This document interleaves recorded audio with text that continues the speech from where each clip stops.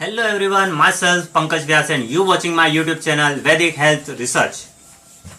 Start. नमस्कार। क्या आप जानते हैं आयुर्वेद की शुरुआत कैसे हुई? क्या आप ये भी जानते हैं कि आयुर्वेद लाखों वर्ष पुराना होने के बाद भी इतना प्रचलित नहीं हो पाया जितना एलोपैथ कुछ हजारों वर्षों में हो चुका है? क्या आयुर्वेद के बारे में हमारे ग्रंथों में लिखे सारे झूठ हैं?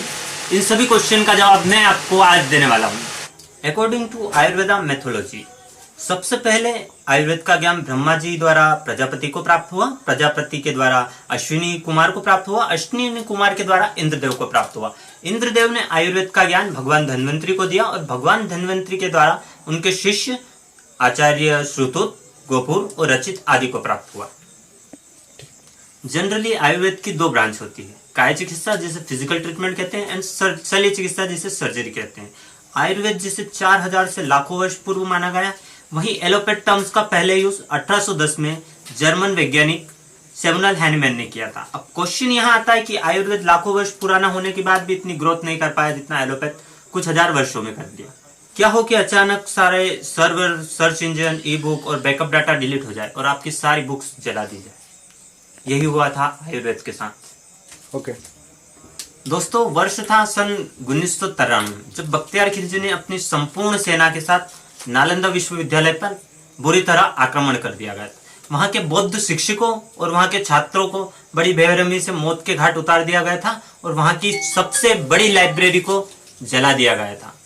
दोस्तों, उस समय के इतिहासकार मिन्हाज उस सिराज ने अपनी पुस्तक तबकात ए नसीरी में इस चीज का वर्णन किया है कि बख्तियार खिलजी द्वारा नालंदा विश्वविद्यालय की लाइब्रेरी को बुरी तरह जला दिया गया, जिसके अंदर 8 लाख से ज्यादा हस्तलिखित पुस्तकें थी जो हमारे ऋषि मुनियों द्वारा सदियों की मेहनत से अर्जित की गई। दोस्तों, उस समय के इतिहासकार मिन्हाज उस सिराज अपनी पुस्तक तबकात-ए नसीरी में लिखते हैं कि बख्तियार खिलजी द्वारा नालंदा विश्वविद्यालय में जो लाइब्रेरी स्थित थी उसे पूर्ण रूप से जला दिया गया था। उस लाइब्रेरी में 8 लाख से भी ज्यादा आयुर्वेद की पुस्तकें थी जिन्हें ऋषि मुनियों द्वारा हाथों से लिखा गया था।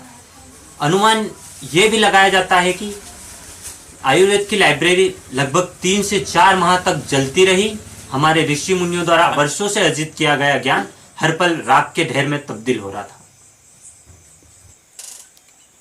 नालंदा विश्वविद्यालय की आयुर्वेद लाइब्रेरी का नाम धर्म ग्रंथ था, जिसके मुख्य रूप से 3 भाग थे, रत्नोरति, रत्नरंजक एवं रत्नसागर। इसके साथ ही आयुर्वेद की 2 और लाइब्रेरी जो विक्रमशिला और उदंतपुरी जो बिहार में स्थित थी उन्हें भी नष्ट कर दिया गया था।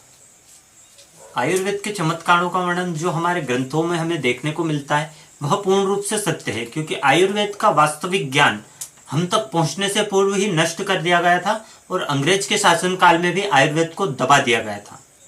सन 1945 में सर जोसेफ भोरे समिति द्वारा स्वास्थ्य एवं चिकित्सा देखभाल के लिए एक रूपरेखा डिजाइन की गई थी। उसी के साथ सरकार द्वारा सन 1970 में आयुर्वेद सहित 4 नॉन एलोपैथिक पद्धतियों को मान्यता दी गई थी। 2014 में आयुष विभाग का गठन किया गया था और 2017 में all India institute of Ayurveda science की स्थापना नई दिल्ली में की गई थी।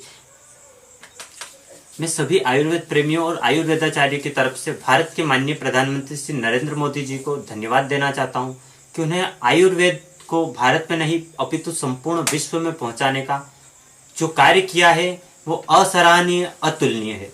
दोस्तों, आयुर्वेद के प्रति हमारी जिम्मेदारियां यहाँ तक समाप्त नहीं होती है। हमें किसी भी आयुर्वेदिक मेडिसिन का उपयोग करने से पहले रजिस्टर्ड आयुर्वेद डॉक्टर की सलाह लेनी चाहिए और उपयोग करना चाहिए। किसी भी नीम हकीम, झोला छाप एवं सड़क के किनारे बैठे लोग जो आयुर्वेद को बदनाम करते हैं उनसे हमें सख्त सावधान रहना चाहिए।